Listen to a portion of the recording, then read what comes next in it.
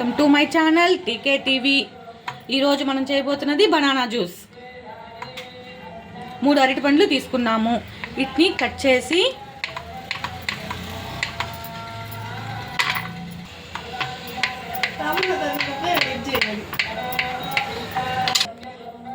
Cut చేసుకున్న banana ముక్కల్ని దీంట్లో జార్లో వేసుకోవాలి.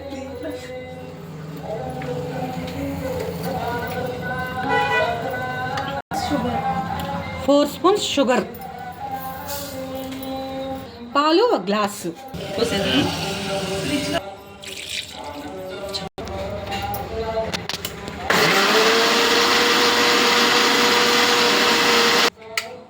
ఇది అయిపోయింది కదా, రెడీ అయిపోయింది కదా, మన జ్యూస్ రెడీ అయిపోయింది. తర్వాత దీన్ని గ్లాస్లోకి సర్వ్ చేసుకోవాలి. అదేంటంత తిక్కగా వచ్చింది? అంతే, బనానా జ్యూస్ అలానే ఉంటుంది, తిక్కుగానే ఉంటుంది. బనానా పీసెస్ పిల్లలు బాగా ఇష్టంగా తాగుతారు. ఇప్పుడు మనకి టేస్టీ బనానా జ్యూస్ రెడీ.